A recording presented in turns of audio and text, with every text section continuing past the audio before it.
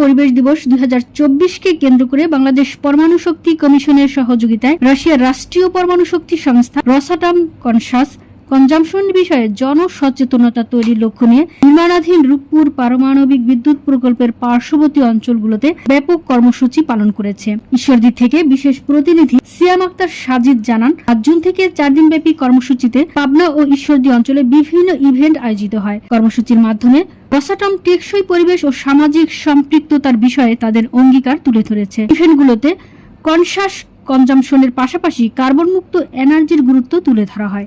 1500-এর অধিক স্থানীয় অধিবাসীরা এই কর্মসূচিতে অংশগ্রহণ করেন।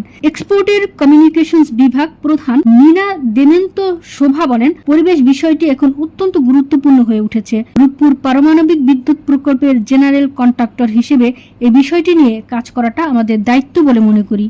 উপর্যুপর তৃতীয় বছর এ জাতীয় কর্মসূচি পালন করে আসছেন এবং জনগণের সক্রিয় অংশগ্রহণ তাদেরকে অনুপ্রাণিত করেছে। কর্মসূচির অংশ হিসেবে পাবনা বিজ্ঞান ও প্রযুক্তি বিশ্ববিদ্যালয় কনসাস কনজাম্পশন এবং রূপপুর এনপিপির ইকোলজির বৈশিষ্ট্যগুলো নিয়ে একটি সেমিনারের আয়োজন করা হয়।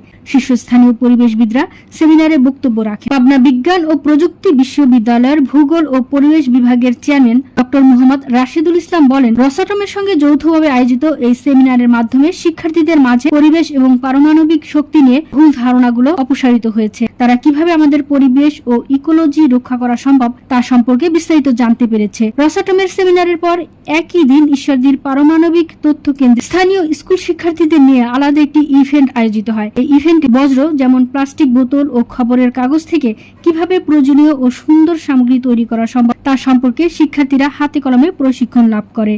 ঈশ্বরদী সরকারি কলেজ আয়োজিত ট্রাস্ট টু ট্রেজার চ্যালেঞ্জ বিষয়ে একটি মজাদার গেমে অংশগ্রহণকারীরা বিভিন্ন আইটেম থেকে নিজস্ব সৃজনশীলতা ব্যবহার করে বিভিন্ন সামগ্রী তৈরি করেন। একই দিন স্থানীয় স্কুল শিক্ষার্থীদের জন্য আগামীকাল শীর্ষক একটি শিক্ষামূলক কার্টুন প্রদর্শন করা হয়। পাবনা বিজ্ঞান ও প্রযুক্তি বিশ্ববিদ্যালয়ের ভূগোল ও পরিবেশ বিভাগের চেয়ারম্যান ডক্টর মোহাম্মদ রাশিদুল ইসলাম কনসাস কনজাম্পশন বিষয়ে শিক্ষার্থীদের সঙ্গে বিস্তারিত আলোচনা করেন। কর্মসূচির অন্যতম আকর্ষণ ছিল ঈশ্বরদীতে মঞ্চস্থ পরিবেশ বিষয়ক বিশেষ নাটক। নাটকের মাধ্যমে পরিবেশ সুরক্ষার গুরুত্ব এবং এনার্জির পরিচ্ছন্ন উৎস হিসেবে পারমাণবিক প্রযুক্তির গুরুত্ব তুলে ধরা হয়। এছাড়াও ঈশ্বরদী পৌরসভা প্রাঙ্গণে স্থানীয় জনগণের জন্য পরিবেশ বান্ধব সামগ্রীর একটি মেলাও আয়োজন করা হয়। স্থানীয় শিক্ষার্থীদের জন্য পাবনার অবস্থিত ভিনটেজ ডেনিম কারখানা ভিজিটেরও আয়োজন করে রসাটম।